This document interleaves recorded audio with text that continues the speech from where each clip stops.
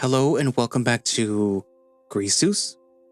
We will be continuing where we left off, which, if you recall, is after Gray joined, I guess, in a way, with the voice inside his head. We were kind of coerced into it because you couldn't really refuse to do it. You were forced into it to the point where the story would control your mouse, so you would have to click it to accept.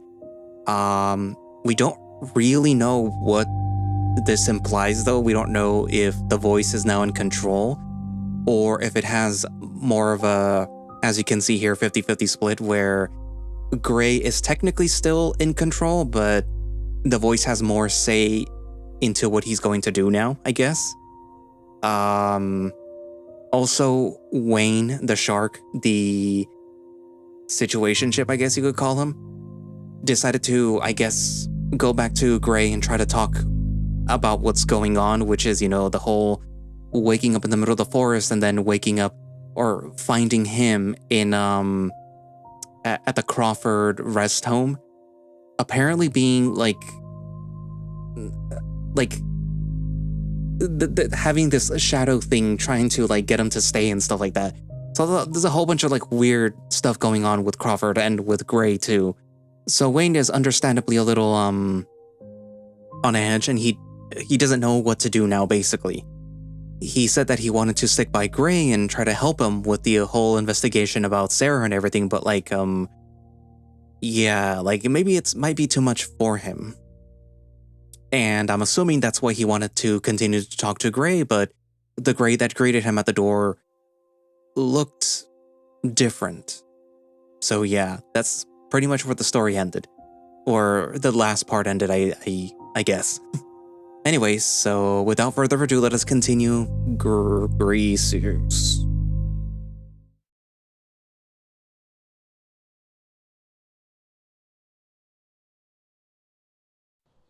He's here. Of course he's here. I fix the button on my sleeve as I stand against the wall. He stands there, tense, his jaw tight and his posture slouched. He hasn't slept. His eyes scan over me. Gray? He mutters the name like he's about to cry. I give him a smile, a soft and hopeful smile. He loosens a bit, and he sits on the bed. He's afraid of losing Gray.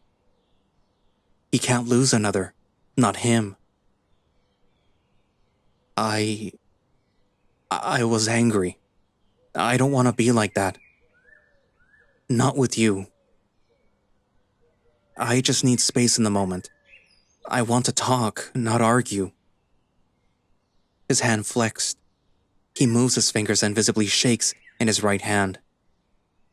He must be exhausted trying to hide what he is. But I know. I know. He looks up at me. I don't look away like Gray would. I keep eye contact. Are you okay? I stand straight and keep the smile. Yes. I don't over-explain. Or apologize for my actions, what I said last night. I don't do anything that I don't need to. He looks to the dresser. What, happened there? His eyes jump to the mirror sitting on the top of the dresser, completely smashed in. Was angry too. Maybe a bit more than you. At myself, that is. His eyes keep moving back and forth. Are you sure you're okay? He struggles to say it. He doesn't want to say anything that may hurt. Would Gray get that angry? I step closer, bending down slightly towards him. I had a lot to reflect on last night. I know neither of us had slept. His eyes are tired. But I need to choose carefully now. Think clearly. I need to change for the both of us. I need to be better for us. growth. He wants it to mean something. If that argument last night did anything, it can't be resentment. He needs to believe that. There's a silence. He studies me, my eyes. He reaches up and cups the side of my face. His hand is warm as his thumb brushes beneath my eye. Maybe he would lean into it. I don't, yet I can't pull away. I can't lose you.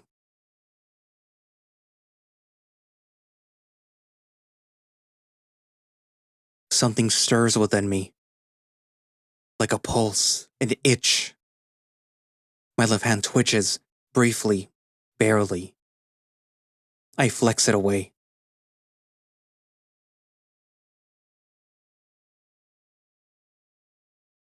Quiet again.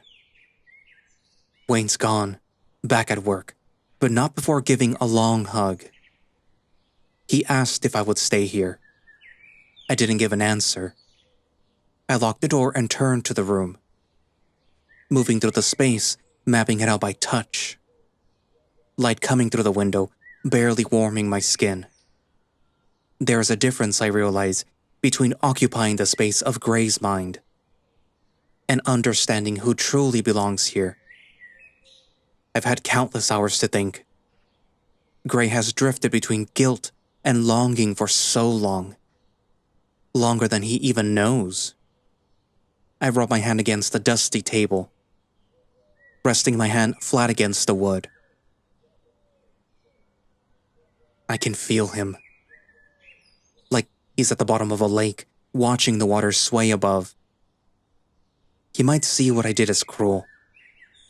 As if I'm taking his body for myself. I had to intervene. He was going to break, just like the said. His grief, his guilt. Wayne.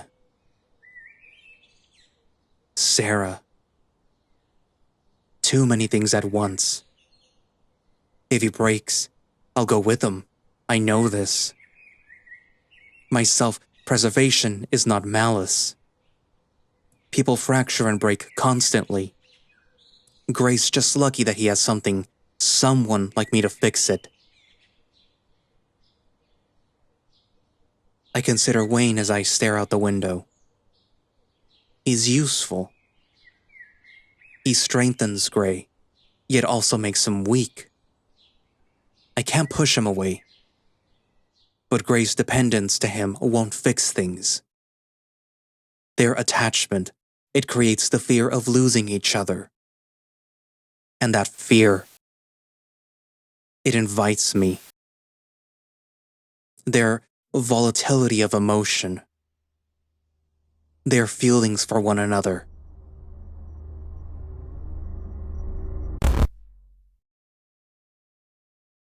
It's inefficient. I test myself. Flex the fingers. Roll the shoulders.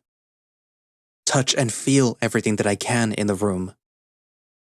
I can actually feel the surface of everything. Yet, when I pause for too long, a subtle pull in my left hand. He's there. He's strong. The rest home. The records. I will find my answers.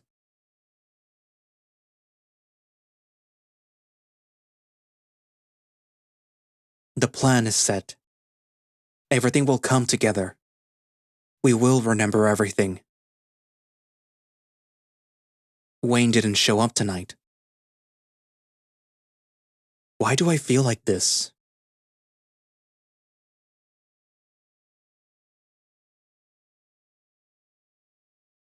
Chapter 4.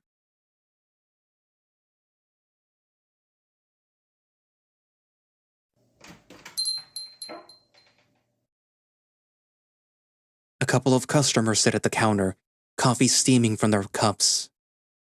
I chose the same booth that we sat at before with Wayne. Let's hope that he doesn't take long.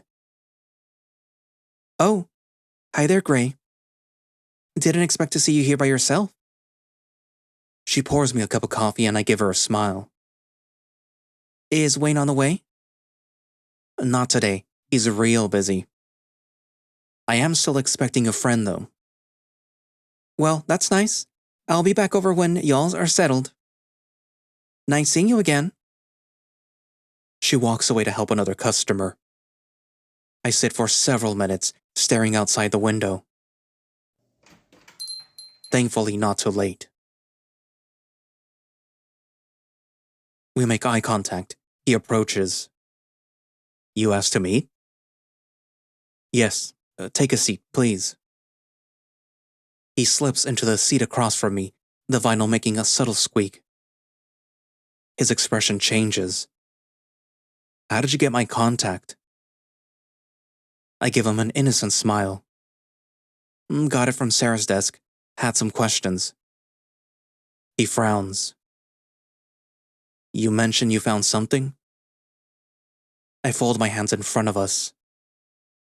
Now, let's not get too far ahead of ourselves. You've been looking yourself, and you know what I know. Still just looking around. Seems nothing concrete exists. I've been inside, however. The rest home, that is. What? He stands up before the table blocks him, his hands across its surface. Eyes wide with surprise. I mean... He sits back down quietly after realizing his loud reaction. Everything all right over here? Yeah, sorry about that.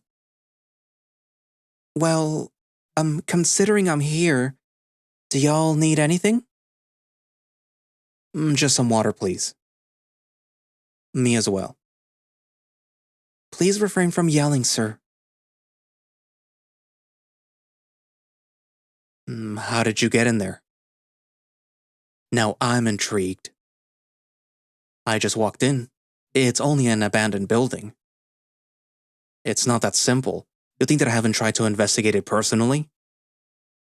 When I went in there were men out front. I look at him straight in the eye. What do you mean? I mean what I said. There were men standing out front. And no, they weren't just random people looking inside for the hell of it.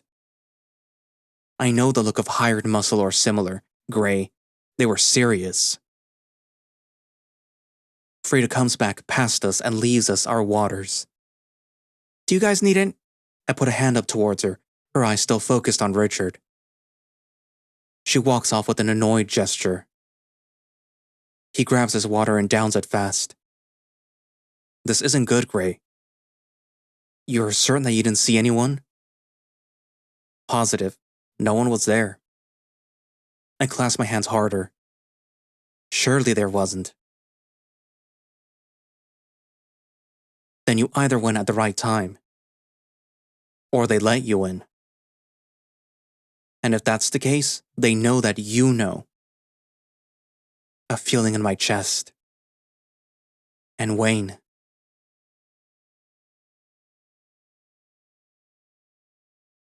You need to stick together. Tell him to be cautious. I told you to be careful. I told you that these people had powers of some kind. And they could be watching you. And that would mean that they know about me. His tone changes to something of fear. I just want to know what happened to Sarah. What does looking into this place even accomplish? He doesn't know that she worked there. Gray put trust in him once already. We still don't know him, who he talks to. How much would it be worth telling him?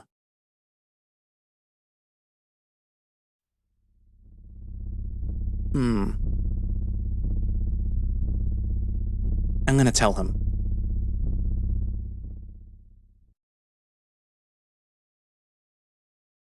Richard? Sarah worked there. His eyes widen. What? What?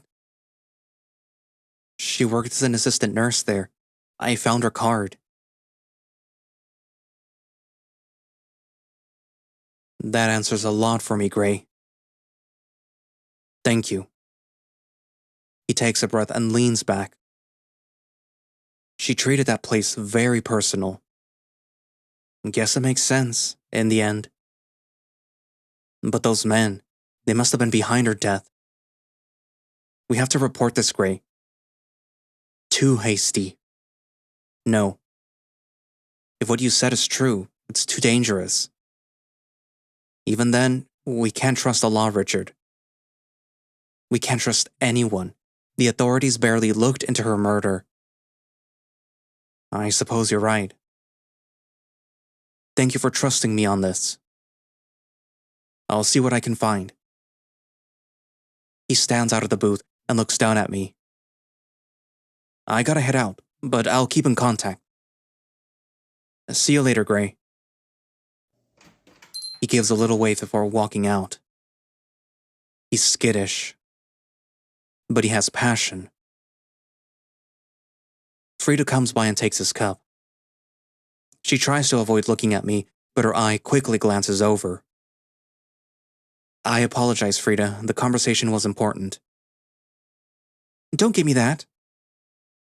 Never put your hand up and cut me off again, you hear me? I look at her with a feigned sadness. I hear you. Again, I apologize. I just really needed to hear what he had to say. She stares but doesn't push it. I'll hold you to it. So, there are men up there.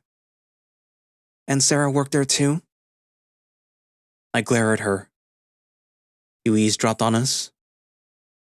You act like you weren't gonna give me the same talk. Y'all brought that place up with me last time, and I loved Sarah.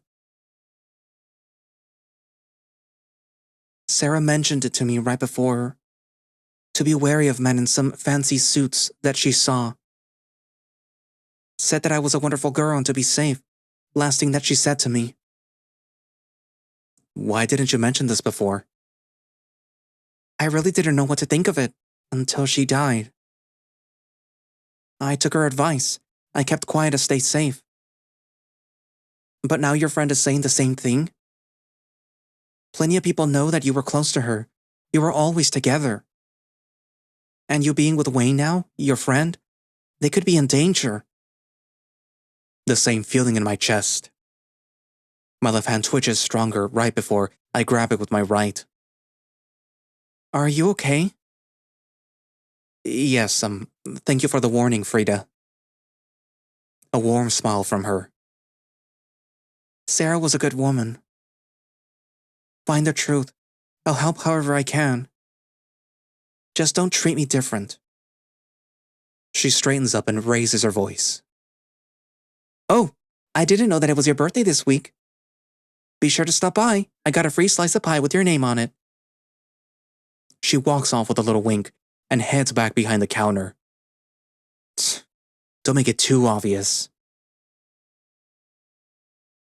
I look out the window for a moment. Frida mentioned my birthday, but when I think of it, I push at my temples. This isn't right. My birthday. Our birthday. When was it again?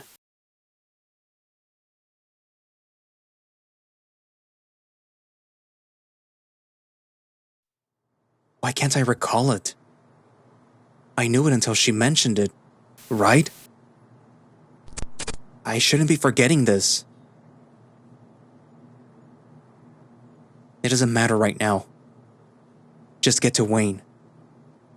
I pick up the pace and eye the streets. I feel uneasy. Something is wrong with me.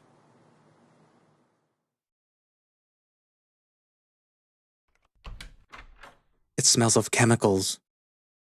Pretty empty in here, though it is late. One nurse at the front desk who only looked up briefly. Another nurse cleaning up the lobby. A single man in the far corner. In a nice suit. It doesn't mean anything. I push through the swinging doors into the narrow hallway. Wayne stands across at the end, flipping through a clipboard. He still looks exhausted. He peeks up at me as I approach. Gray? What are you doing here? We need to talk. I grab his arm, but he pulls out of it quickly. Whoa, hold on. What's gotten into you? Nothing has gotten into me. You need to listen right now. You don't act like this, Gray. You smashed a mirror in anger, being aggressive in your remarks? He sets the clipboard aside and looks at me. I know you've been hurting. There's been so much happening and I'm supposed to help you. I don't know what to do. This isn't about you right now. It's bigger than us. Wayne, it's not that. There are men looking into Crawford. It's dangerous right now. Sarah mentioned it to Frida to be careful. Then she was killed. Now I can't remember my own... Gray? He takes a step closer. Take a breath. You're shaking. What? I realize that I'm holding myself. What's happening? Maybe you should sit down. I push away from him. I don't need to sit down. This isn't right. Why am I... A sharp sensation hits deep inside their mind. A feeling impossible to put into words. Like everything goes blank. And everything breaks.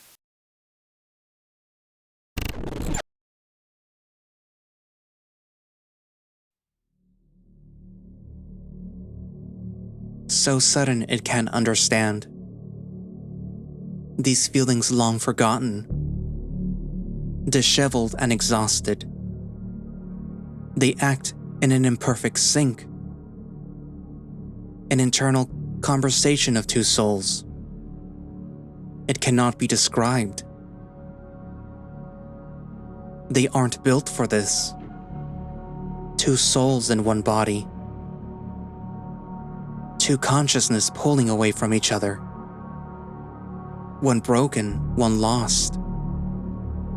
They cannot stay like this. More and more memories will fade. Yet it would just be like Gray. Just an empty shell with nothing to define him. Would either of them still exist at that point? This isn't fair. Gray would ride over everything it was. Who's to say what is fair in the situation? Why? It screams into the void. It said that it was protecting him. He won't break this way. It wants so badly to believe its own lie. But it knows that it tried to take him for itself. If it stays like this, it will lose everything. There is no other choice. It has to give back control. Why? Why? Why?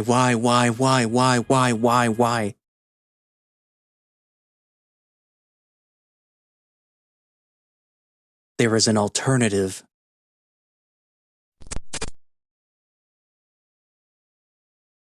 If there was only one.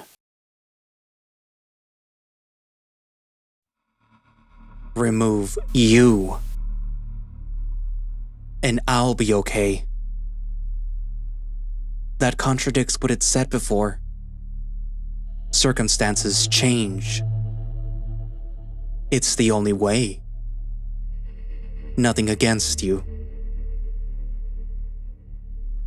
You're afraid.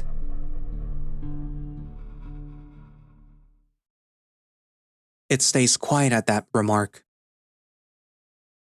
Afraid? It couldn't be. That uneasy feeling from earlier. I don't feel anymore. Yet it did. You don't want to die. But I can't let you do this. What? Something is gone.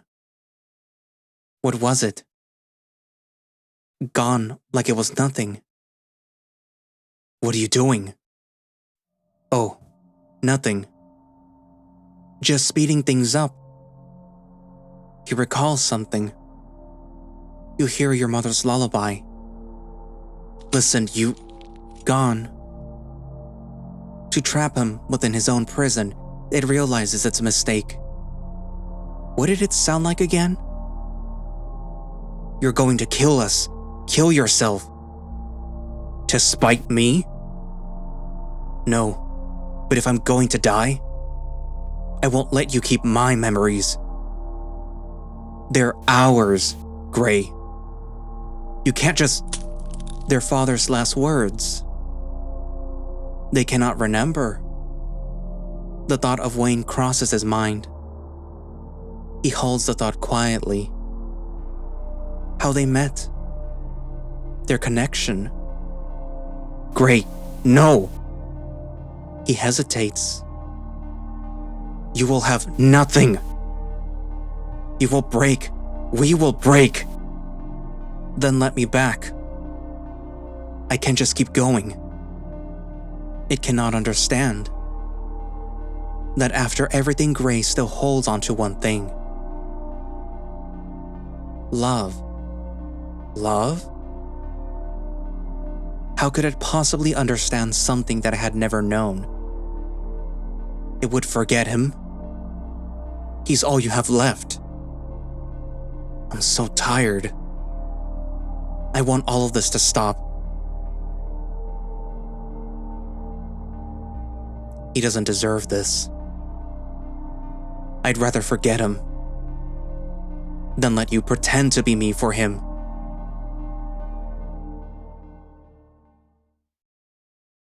They sit in silence, Gray ready to destroy himself. It is then that it realizes. Gray is already broken.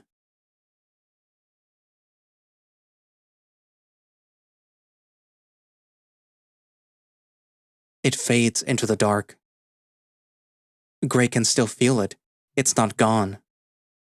But he is in control once again. For how long? Can he really pull this again if he needed to? He'd destroy himself.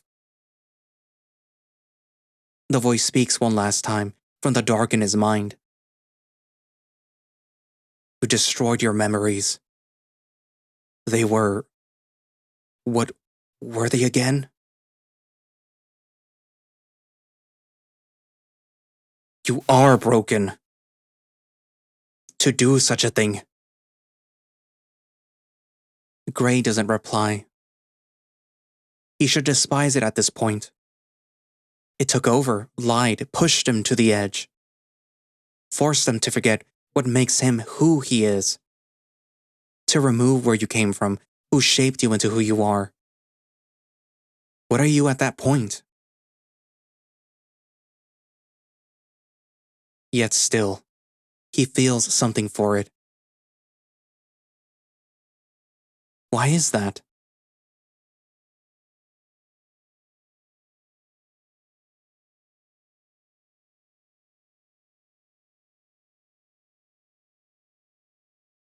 Gray, tell me what's going on. This can't keep happening. I know, it won't anymore.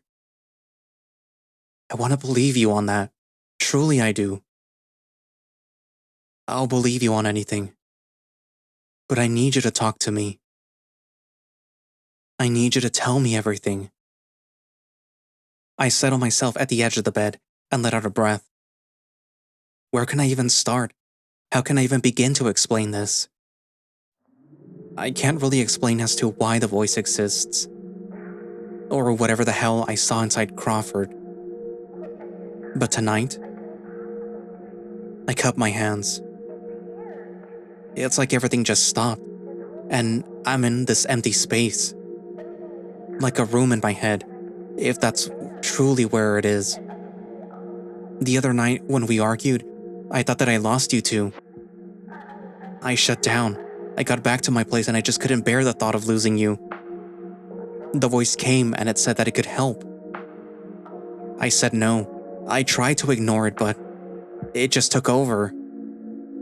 Maybe I just couldn't bother to care anymore.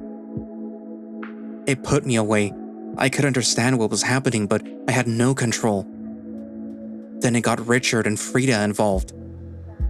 My hands gripped tighter. It found out that there were men looking into Crawford, which means that we're all possibly in danger. Because why else? Sarah was murdered. This is all connected to her. And there are men looking into a building that has been abandoned for years. It's not a coincidence. Then the voice decided to inform you, but something was wrong with it. Wrong how? It was acting out, like it was afraid. I think it truly wanted to help, but it couldn't handle the emotions of being in control. Maybe that's why it felt so off. I look up at him. When it talked to you, did you think anything was off? Besides grabbing at me? Not really. Acted just like you. Exactly. It was like me, at least by the end of the day. It was so calculated before that in everything it did. Then how are you back exactly? It started when Frida mentioned my birthday. But then the voice realized that it couldn't remember it, and neither could I. It only had control for a couple of days, but I think that this was the consequence. Something changed when I tried to take back control. Stuff started to fade. And I threatened it by destroying us. He looks up with a concerned look. What do you mean by that? I pinch at the bridge of my muzzle and squeeze my eyes shut. I just recalled whatever I could and took it away.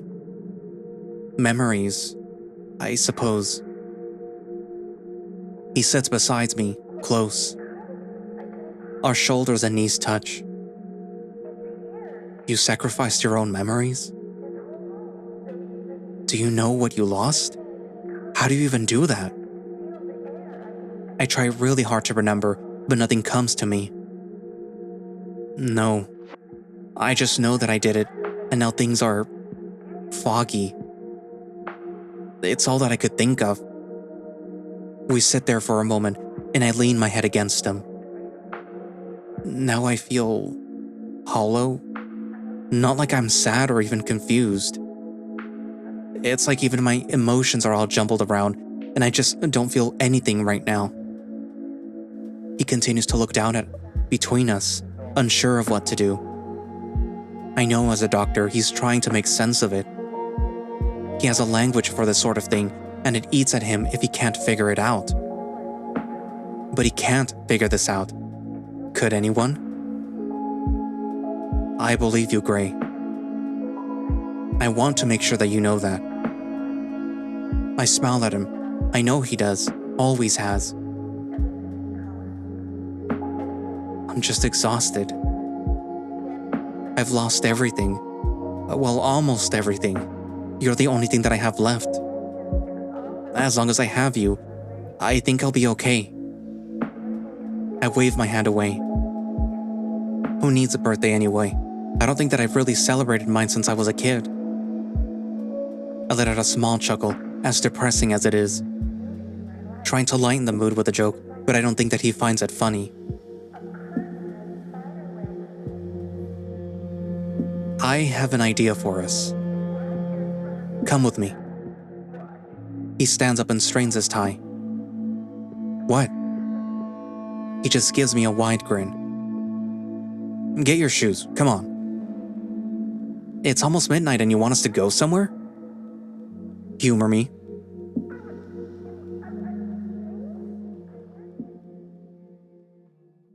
He makes me follow him out of the other side of town. The road again narrows to gravel. Not a far walk at all, but the air grows colder as we go. No streetlights or houses. We eventually reach a small overlook with a decent slope and free of trees. I instinctively tilt my head up at the night sky. The chilly wind blows on my fur. Wayne walks right beside me. Here, lay down with me.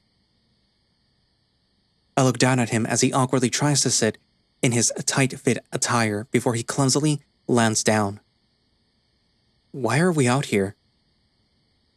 He looks to the side, blushing. Just, lie here with me.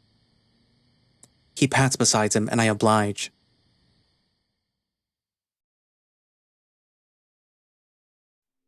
The stars are really visible out here, like a completely different sky.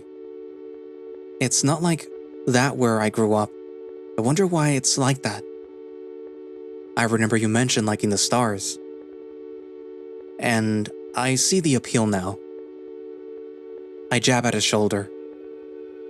You just wanted to come and see them? He speaks up again after a moment. I've been coming out here since you mentioned it. Whenever I get the chance. I turn my head to him. And I also thought, His expression quivers and he gets emotional. Christ, this is really cheesy. He wipes at his face and I notice he's crying. Hey, it's okay. Tell me. Sorry. It just worries me what you told me tonight. That you're losing things. That you can't even remember your birthday. So I was just thinking that maybe today can be your birthday? He sniffles again as he looks to me.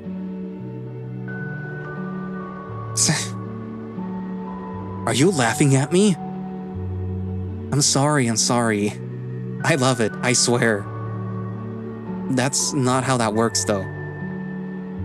I chuckle louder and grab at my stomach. He counters with a hit to my shoulder and laughs a little himself. Why not? I think you're allowed given the circumstances. Our birthday's really about dates anyway. It's about celebrating the person. Oh, is that it?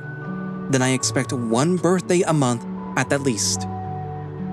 You know what I mean. The wind blows a little and a chill runs over me. Wayne must be freezing. Aren't you cold? Yeah, my coat does not help at all, but I don't really mind. I push myself closer to him. Our arms and hands touch. I place a finger over one of his, to which he immediately grabs my hand. I smile and continue looking at the stars. Wayne? Yeah? If I lose more memories, if I start forgetting bigger things, let's not think about that right now. His hand grips tighter. You're right. I promise you, I'll always be here. No matter what happens.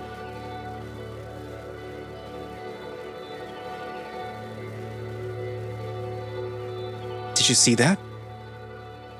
I excitedly shake him. I did. I grin wider. Make a wish, Gray.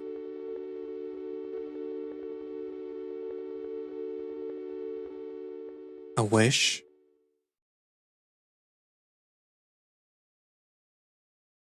What do I wish for?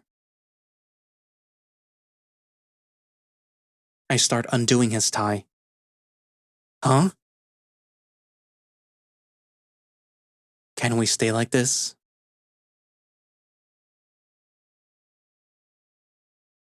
Take my hand.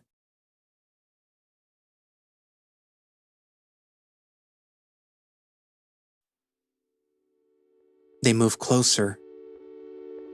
Gray puts his other arm around Wayne and asks him for a dance. Under the stars. Only the wind blowing through the grass, their music, There's no rhythm to their dance. They just sway in open space. But they don't care. This is your wish? Gray looks him in the eyes, truly. No. I just wanted to dance with you. Wayne smiles and laughs. He can't object. I spent so long running from myself, being pulled apart, hoping that eventually I'll find my place, that maybe everything will fix itself. I realize now that it was selfish, that I'd even have time for something like that. I need to allow myself to have something good, something that makes me happy. Their breathing shifts for a moment. You're what I wish for, Wayne.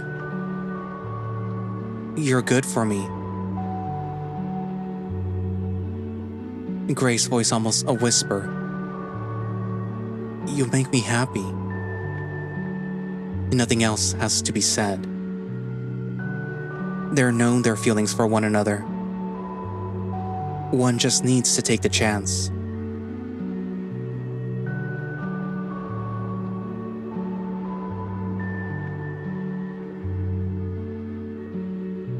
So sudden, they move in as one. These feelings long held. Excited and impatient. They continue to sway and sync. A conversation of two souls. It cannot be described. They've longed for this. Just the two of them in one moment. Just two people pulling each other closer. Once broken, once lost. They want to stay like this. More memories to create. Yet their goal is not over. How will they be defined after everything? Will either of them still be here? This isn't fair, one may say. Yet they no longer dwell on such thoughts. They have each other. Gray is here. He is his own person. No one can tell them what is fair. I love you, they say. They will protect one another. Hands move and explore with urgency. Across each curve and muscle. Their warmth as one. Gray's hand slides to his waist, Wayne's to Gray's chest. Wayne presses another kiss to my neck. He lets out a quiet sound from his chest. Think we could continue this somewhere not so cold, as much as I like the view. Wayne backs off with another breath, wiping his mouth with a chuckle. Probably a good idea. He grabs me by the hand quickly with a grin and pulls me back past the tree line. We start stumbling down the path back towards town in the dark, practically running. We laugh and run through the dark. He nearly trips once, laughing breathlessly as I pull him back upright.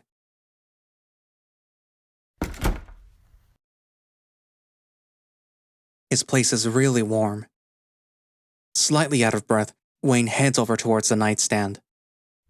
He turns back towards me, looking at me, thinking of what to say next. I don't give him the time as I kiss him again. He catches his breath a little before leaning into it. It's different this time, gasps for air in between. His hands settle at my waist as I wrap around and feel at his back. Taste of bitter tea and salt. We both kick our shoes aside and he loosens my suspenders. He gently backs me up back towards the bed and brushes his fingers through my hair. You know you're shaking? I know. It's not that I'm cold. You're just really fucking hot. His face goes red and wide-eyed, to which his response is a light shove.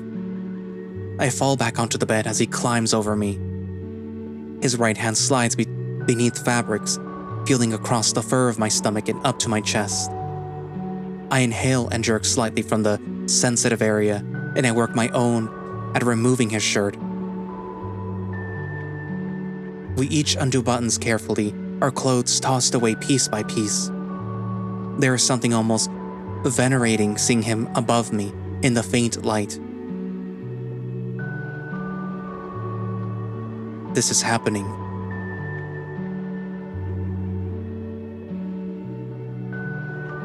We spend the night as one. We understand our love for each other.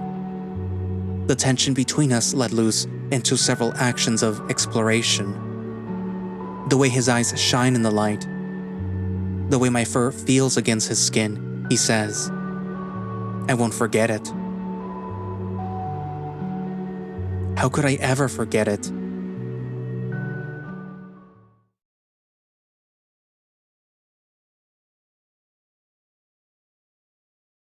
He's not here, sir. He tilts his head slightly as if amused. We know where he is, then. The smaller guard looks up at him. Should we go get him? No, the doctor is likely with them. We don't need to bloody our hands even more. He'll come to us. Eventually. They bow and leave. Alone in Sarah's old place, he takes a deep breath. He looks around the place, feeling at the walls, the dusty curtains. How sentimental. You always knew how to make a dramatic exit. All of this. For him. A shame. The flame lights with a quick click. I hope you can forgive me for my sins.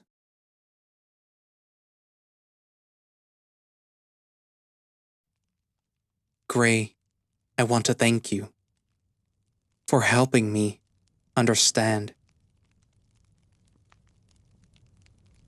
To truly live. Read this letter and run. Take Wayne, Frida, anyone.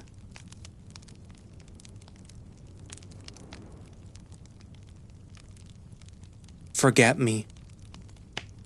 And live.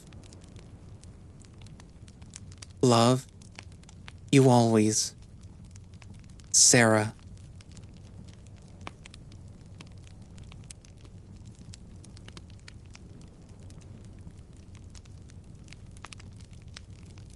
End of chapter 4.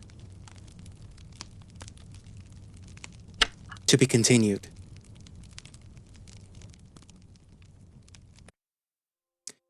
So, there is something going on around Crawford. I mean, there always was, I suppose. But, there really is something going on around Crawford, and the title menu image has changed yet again. And I'm assuming this means that he is fully in control for the moment. There isn't any little voice speaking to him right now, or just sort of being in the background for the moment, as it was at the beginning of the story. So that's why we're getting him fully, I suppose? Well, actually not even fully, because we're only seeing like the side portrait, so I'm assuming the voice is still there. It's biding its time because it knows that it can't really take control again, because then it's just going to lose everything. And that by being fully in control, that it risks everything just being completely lost, even if Gray were to not intervene. Anyways, so like I was saying, there's a group of people who are apparently connected to Crawford and connected to Sarah and probably connected to Gray that are, I don't know, looking for something or for someone. I'm assuming Gray. I don't entirely throw out the theory that Gray was a patient there. And considering the fact that Crawford, whatever it is that is inside Crawford, wants Gray to stay with it, I'm assuming that's probably the reason why these people want Gray. And why they're willing to hurt literally everyone in order just to get him.